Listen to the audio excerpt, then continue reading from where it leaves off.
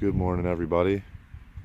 This is our first day after getting pigs. We wanted to take a little update video of where we're at with that, what they're doing this morning. We're out here on our 20-acre homestead. I guess it's our like 5-acre homestead. The rest is all leasable land. It's never been used before though, and it's just sitting there. Nobody's leasing it now.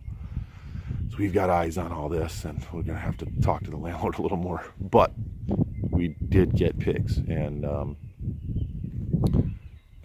we got them last night. We picked them up from a local farmer. We'd gone to an auction. It was Monday. We went to an auction to kind of check out how livestock might be there, just to get the experience. Somebody suggested it. We got a couple cows, because we were looking at getting a couple cows. We wanted to see it.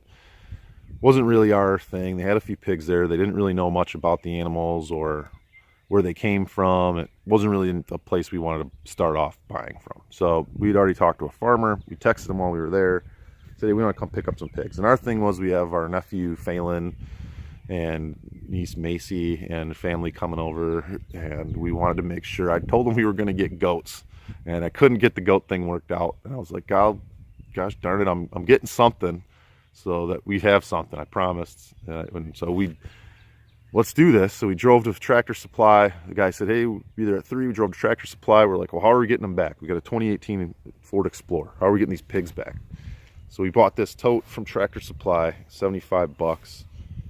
We could have bought a couple crates or something, but I would have used my trailer, but my car that had the trailer hitch on it broke, and then her car, we didn't have the trailer when we went to the auction. It just kind of all happened. And I had to set up the trailer to get them back. You'd have to put sides on it and all that kind of stuff. So we grabbed this. We're going to use this. If we get cattle, we'll use it for that. If not, we're going to use it for something. Aquaponics, maybe, fish, whatever. But we want to get something with a drain. They threw them right in there. Big, giant guy pull in, and he comes walking out. The kid had said he was working. His dad comes walking out from the back, and the guy had hands like these meat hooks, and he's just this barrel-chested giant of a dude. It's cold out. He's got his shirt buttoned down to his chest, and just hairy guy, big ass beard, and excuse my language, but it's crazy. This guy goes in there, shows us the pigs. We don't know what we're doing. I couldn't even figure out how to get a pig out of there.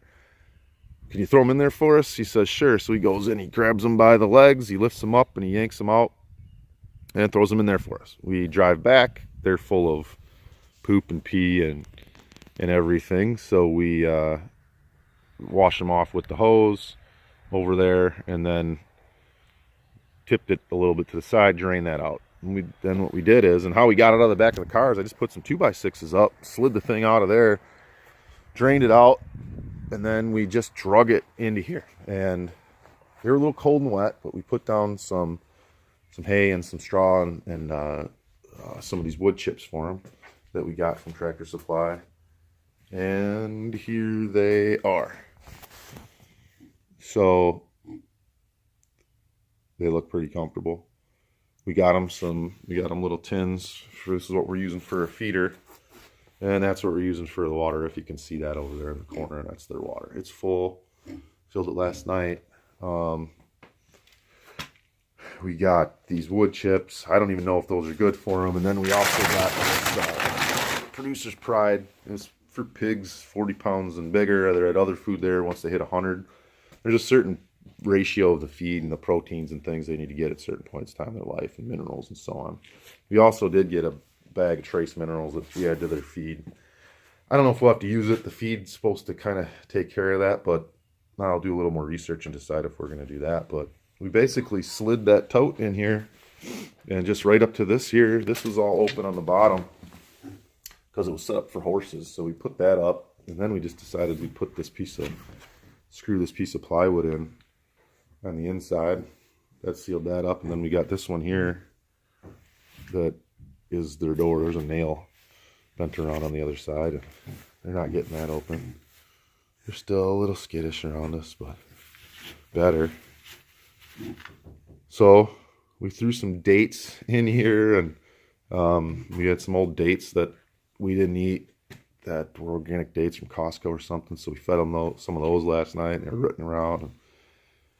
seem to be having a good old time. They came from a place that was about, you know, maybe a little bit bigger than this, maybe a little more narrow, a little longer, metal, all metal. The floor was metal, automatic water, you know, all that stuff. And that's nothing wrong with that. I mean, that's how they do things. But you know, we got them. We're, you know, someday we might breed our own, and then we can do that a lot differently. But they have their own space now, and this is about 10 times as much space as they had individually. They don't have to compete for food as much.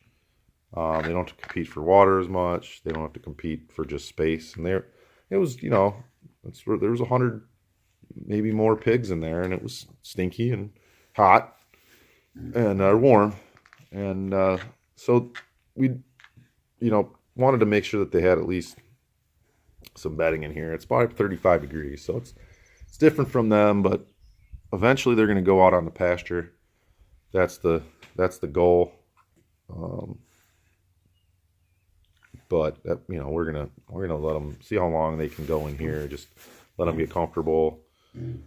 Let them stay warm until it gets a little warmer out, and then we'll move them out. Get some electric fencing, and then what we're gonna do then is we're gonna move them out. Hopefully, I don't know for sure, but out into this tree line here, and you know, kind of move them through this little area. And ours goes all the way back to that horizon there, probably where you see the trees way in the back. And we got to get fencing up if we want to do anything else like cattle or anything. That's kind of a hindrance to what we want to do right now. And we can't really be keeping cows over the winter, and they're kind of telling us we wouldn't be able to get them big enough. I don't know if that guy was telling me the truth or not, but it was enough to make me hesitate in buying one. You won't be able to get it big enough till it stakes the size of your checkbook or something like that. So I don't know. He was feeding them grain and didn't, you know, they wouldn't grow as fast obviously on grass, but I don't know. Well, that's why we went with the pigs, because that's easy. We can get them fat and we can definitely deal with that. But we'd probably put them over. This is a good view of this. We can probably put them over into the pasture, or into the woods here. I'm going to put an electric fence.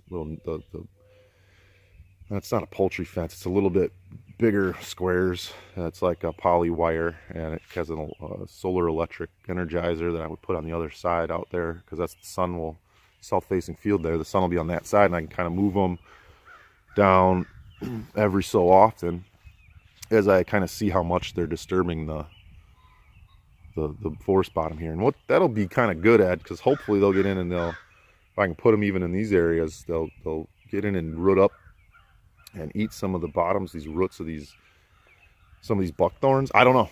I don't know how that'll work, but that'd be cool. That'd be a bonus. You can just keep them, you know, you see how the buckthorn starts to spread out here. And a lot of times that's kind of the thing with these animals. If you're moving them too, you can create that disturbance in the land that allows some of the other native species of grasses and stuff like that to take hold, as opposed to these weeds, as opposed to the like buckthorn and the weedy stuff.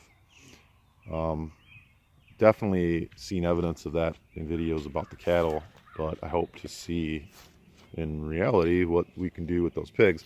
Very least, we're going to grow some pigs, and we're going to have some pork products at the end in the fall. And we got 2. We're probably going to try to sell one to the family or something like that, but I will set up an automatic waterer, maybe out of a 55-gallon blue barrel with some automatic watering nipples. We'll just fill that up. I'll have to bring it over here with like a hand truck or something. And then an automatic feeder that made out of plywood, something that they'll flip up with their nose to get it to feed. And then when they come out of there, the feed will be covered so nothing will eat it. And that'll sort of keep them in feed. We probably, you know, they probably won't have to do much. You just have to make sure they have water and feed and they're not sick or anything, and just keep moving them. They're not disturbing too much. That's the plan. So, you know, let's check back later and see if we're actually able to follow through with anything I just said right there, because I've never done this before, and so far we didn't kill them overnight. That's good. That's a really good start. So hopefully we can keep them going and keep them healthy and doing good over the summer, and have ourselves some really good food for our family at the end of the year. thank you for checking in. This was just kind of a video for everybody to see where we're at. I know there's friends and family hopefully watching this. We love you guys, and we hope to see you soon. Like, I don't know if I said this earlier, but a big reason we got those as quick as we did is because our nephew Phelan was coming over, and his sister Macy and the family, and I don't know, wanted to do it before they got here so they had that experience. We were probably going to do it at some point, but it's, you know, now or never sort of thing. And Dawn was really great. Spent her day going with me, driving around, picking up pigs in her brand new car, and it was pretty cool. So we're all really happy. Couldn't really wait to get up this morning to check on them. And, you know, part of this is for everybody else that is thinking about doing something, do it. Everybody's going to think you're an idiot, so don't worry about that. Just do it. And believe me, people will change once they see that you're doing it, and you're doing it. And it's not, well, I want to do this thing. Oh, you know what that's going to take to do that? And you're like, no.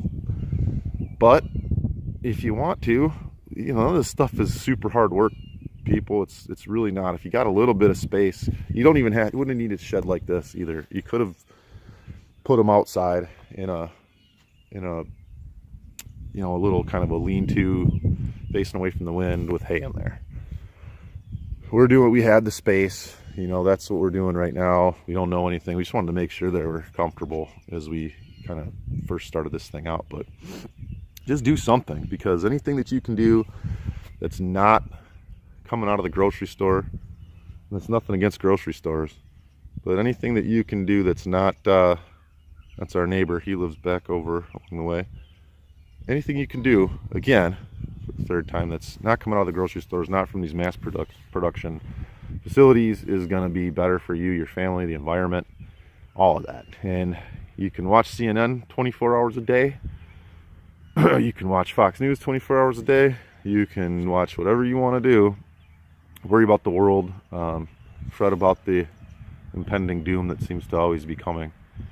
Or you can just do a little bit of something in your own life to make your family healthier, happier, get a little closer to the land, the food, where you come from, which is this land. And, you know, I think it can have a profound effect on our society, you know, the people that we live with, your family, and that's the only way we can do it, if everybody does that. So if you're watching this is really for people that are kind of on the edge. And I would say we are a great example of some people that have really good skills. You know, I've pretty some good skills, I think. I've done construction and worked in factories and metal fab and done things like that. I've managed other things. We've got a lot of skills, but we've never done this before. But, you know, if you got something, if you have any aptitude, you know, if you can change your oil, you could probably raise some pigs. That's, you know, and even if you can't change your oil, you could still probably raise some pigs. But that's about the extent of which that might take you. Anyway, getting super long with this video. Thanks everybody for watching. Come back, check us out, and see how we're doing. Thanks. Bye.